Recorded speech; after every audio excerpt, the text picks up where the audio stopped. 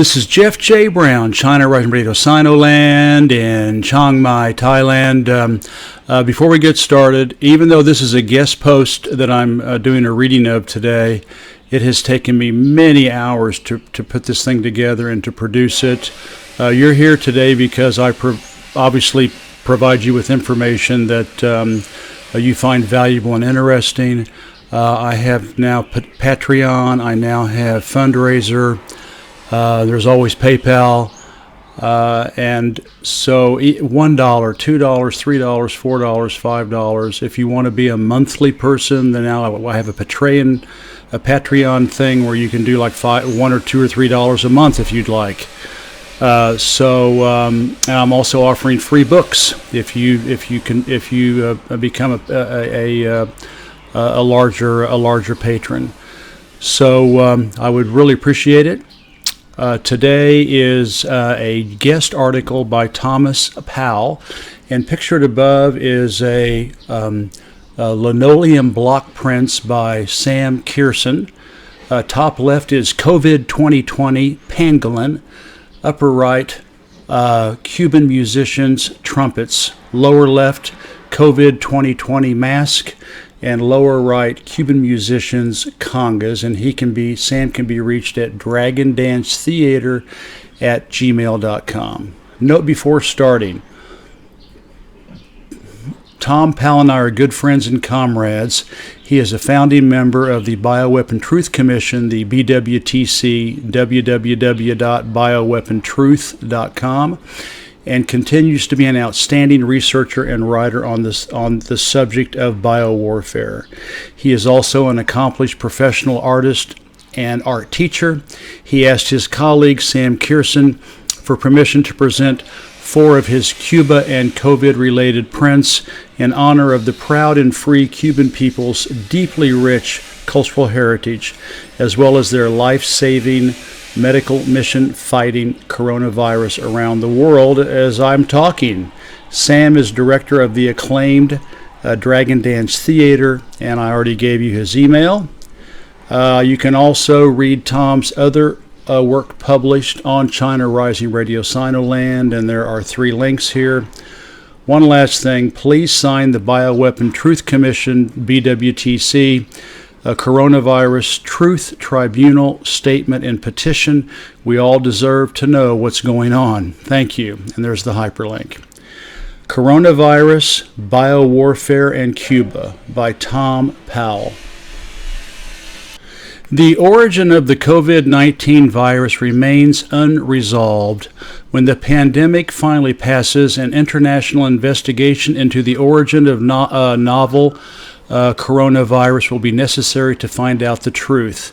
The pandemic has been too invasive in world consciousness, too imposing upon our lives, and too disruptive of the global economic order to have the mystery of its origins go unresolved.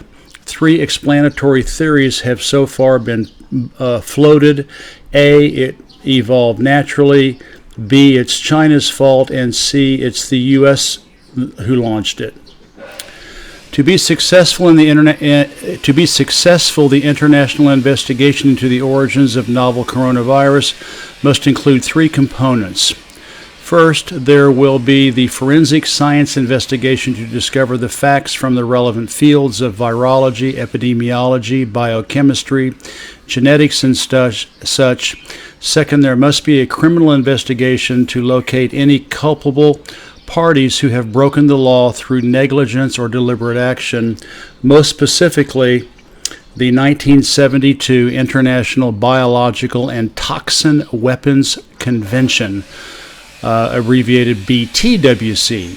And third, there must be a judicial component to review findings, pass judgment, and award damages. Nobody at this point can claim definitive knowledge, but the sides have closed ranks. Putting this International Truth Commission together will be one hell of a global fistfight and highly entertaining for those of us watching from the cheap seats. We can begin to sort out the parties and the claims in advance. Among scientists, the Darwinists say novel coronavirus is a successful genetic mutation by the virus through natural selection. They propose that coronavirus has jumped host from a bat to a pangolin to a human, acquired several new functions in the process, emerged suddenly more toxic to humans, and can now infect house pets. This hypothesis raises the dire existential question which Pope Francis felt compelled to address. Is Mother Nature fed up with human overpopulation and environment destruction? Is coronavirus a salvo against the human global carcinoma? Will Earth now cure itself of human cancer with a rapid and repeated onslaught of virus mutations to send us packing to join our relatives Neanderthal and Homo erectus? The coronavirus natural selection scenario has dire implications for the future of the human species. Evolution is brutal and relentless. Welcome to the Anthropocene. President Trump, of course, is the leader of the China bashers. Trump immediately labeled the outbreak the, quote, Chinese virus, end of quote, to insinuate the virus had a racial signature and to finger culpability onto China as the source country. The Republican right wing has been ramping up the theory, which could be called, quote, neo-creationism, end of quote, humans playing God. They proclaimed the novel coronavirus was genetically engineered at a level 4 bioweapon laboratory, the Wuhan Institute of Virology. Accordingly, the virus escaped the lab into the Wuhan live animal market, and the rest is history. Neo-creationist Missouri Senator Josh Hawley proclaims China's culpability through communist incompetence. He stopped short of alleging a Chinese bioweapon attack. Perhaps it is too big a stretch of the imagination to convince Fox News watchers that China would attack itself. Hawley has called for an international investigation into the cause of COVID-19 and demanded Senate Judiciary Committee hearings as well. The possible motive which has emerged for this new round of China bashing is to allow Trump to unilaterally cancel repayment of the $1.2 trillion in Treasury notes China now holds. Let's see if the Republicans can make that tar brush stick. The political left wing accuses the U.S. of genetically engineering and releasing the novel coronavirus. From our past experience of bioweapon contamination, 3 possible scenarios emerge. The virus escaped laboratory confinement through an accidental toxic leak from Fort Detrick, similar to the Sverdlovsk anthrax leak of 1975. It was released as a private terrorist action, as in the 2001 anthrax letters mailed by Fort Detrick bioweaponer Bruce Edwards Ivins. Or number 3, it was a deliberate bioweapon attack by the U.S. against China. None of these prospects is good. There have been decades of documented leaks in the U.S. of highly contagious germs and toxins at Dugway Proving Ground, Utah, and Plum Island, New York. Bioweapons spillage is a chronic issue with this science. If coronavirus is a genetically engineered, quote, mid-spectrum incapacitant, end of quote, germ weapon, then random human error would be the likely path for the virus's escape into the world. If an individual terrorist is found to be the culprit, who might it be? A scapegoat like Lee Harvey Oswald? A brilliant but deranged Unabomber? A super terrorist Osama bin Laden? Perhaps a new evil archetype would need inventing. The third possibility, gruesome to think about, is that the U.S. would deliberately attack China at Wuhan during the 2019 Military World Games. How stupid would the Trump administration have to be not to have a coronavirus vaccine made and warehoused ahead of of the time for Americans. But this is also possible and believable because of the U.S.'s previous hidden history of germ warfare attacks against China and North Korea in 1952 during the Korean War. This in part explains China's dramatic and effective quarantine measures. The science and military strategy of biological warfare has evolved since 1952. It is now conventional wisdom among war planners that mid-spectrum incapacitants are superior weapons to lethal diseases. Dead bodies can be quickly collected and buried in mass graves, while treating sick patients ties up much more of the nation's resources in total war scenarios. Incapacitant germ attacks also appear as naturally occurring and therefore are much more difficult to prove.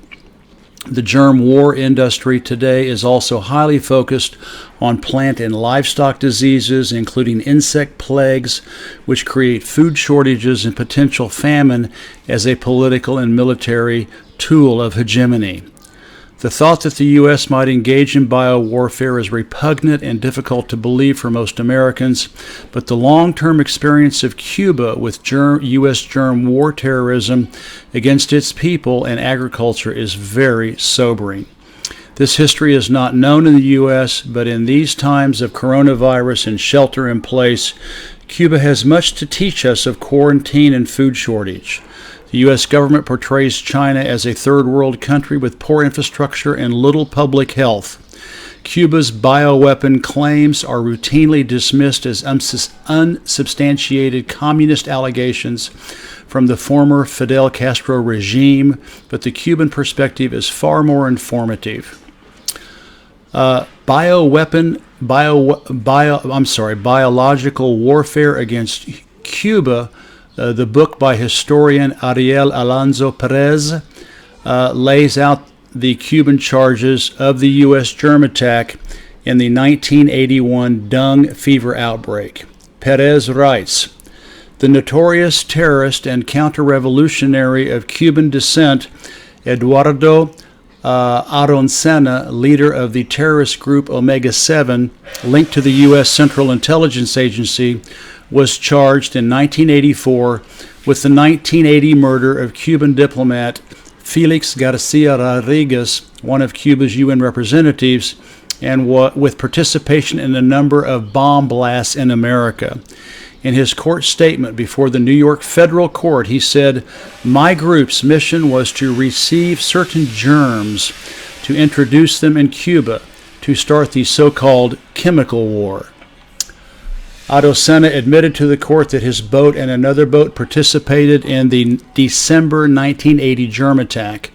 Dung fever was spread by mosquito vectors brought ashore, and the outbreak began shortly thereafter in early 1981. Using insects as vectors to spread disease or plant blight is called entomological warfare, or EW. And here is a quote. "As recognized by the Pan American Health Organization and the World Health Organization, the hemorrhagic dung epidemic in Cuba in 1981 has no precedent in the history of this disease. It was also the most serious and significant case recorded in the world, with a total number of 344,203 people affected. 10,312 of them developed serious conditions. 158 people died, of which 101 were children." And that is a quote from a book that he refers to later. The U.S.-led international trade blockade against Cuba made purchasing pesticides and larvicides on the international market very expensive and difficult to acquire. Schools were converted into makeshift hospitals to provide care. The epidemic lasted for 10 months. No sooner had the dung fever subsided when a new scourge hit China. African swine flu broke out, affecting the entirety of Cuba's national swine herd. 400,000 pigs across the island were mass slaughtered and buried in pits to contain this epidemic. On October 21st, 1996, at 10:08 a.m., the pilot and co-pilot of Cuban National Airlines Flight number 710 witnessed an AS-2, in quotes, fumigator, end of quote, type airplane identified by its American registration number N3093N, emitting spray clouds in bursts from its wing-mounted tanks as it flew across Cuban airspace within the Giron International Air Corridor, which bisects Cuba on a north-south axis. Within weeks, a plague of insects previously unknown in Cuba, the Thrips palmi insect, had swarmed widely. This miniature eating machine, indigenous to Southeast Asia, lays its eggs in the fleshy part of plant leaf, making in plant leaf or leaves, making it highly resilient to many pesticides. The Cuban potato and bean crops were devastated by this infestation. At this same time, in 1996, the Cuban economy hit rock bottom following the collapse of the USSR. Cuba overnight lost its sugar market and petroleum subsidies, and its export economy slid into a deep economic depression. The agricultural sector, still organized around monoculture sugar, collapsed, causing widespread shortages of bread, meat, food imports, and basic commodities. Grocery shelves emptied, food was scarce, rationing was instated. The 1990s, called the, quote, special period, end of quote, in Cuba, was a decade of great hardship. The loss of the 1996 potato and bean harvest brought Cuba close to famine.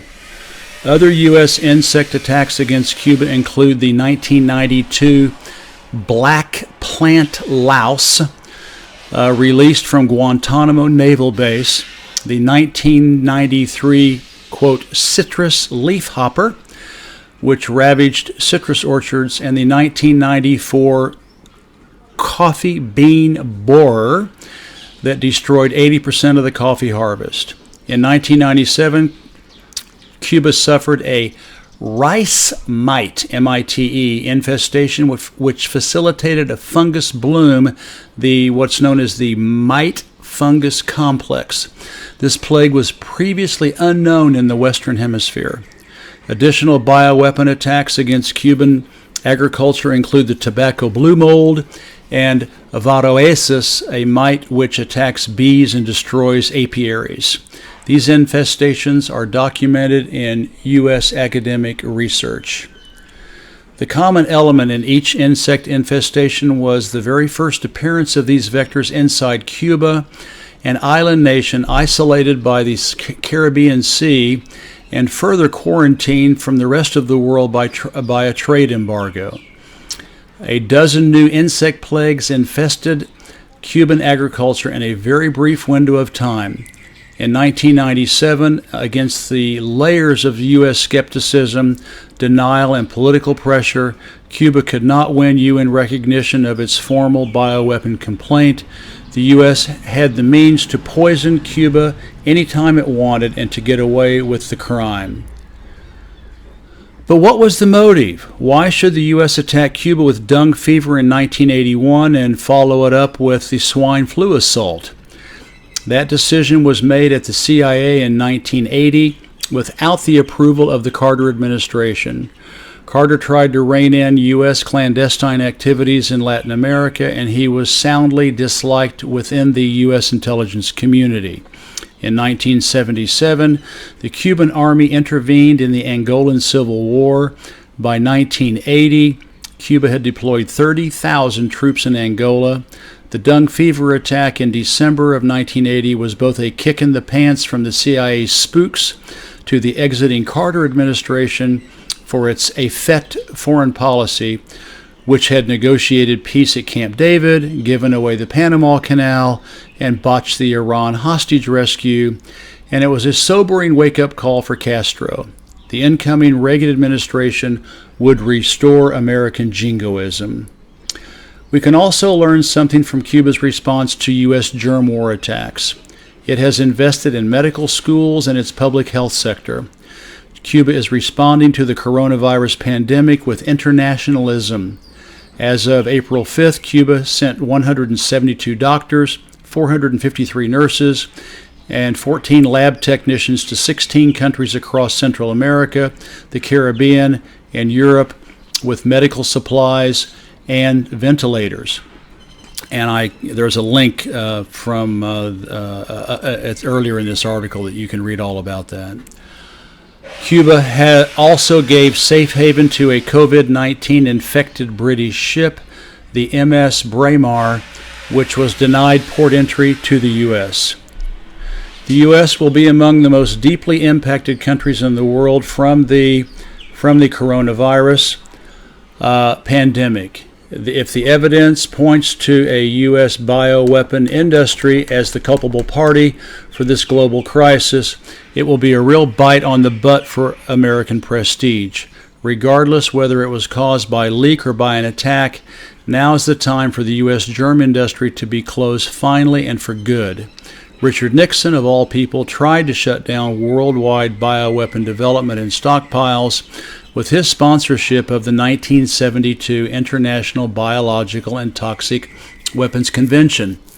This international law contains covenants and inspection regimens enforceable on all signatories. This is not Democrat or Republican issue, not a communist or capitalist issue. The experience of worldwide disease quarantine is a rare occurrence like the 100-year flood. It's been a novelty for us, and it's allowed plenty of lockdown time to ponder coronavirus. The creation of toxic disease in a bioweapon lab is not the sane path of human survival. It is a shortening of our timeline on Earth. This is Jeff J. Brown. Thank you for listening to Tom's wonderful article, and have a good day. Bye-bye.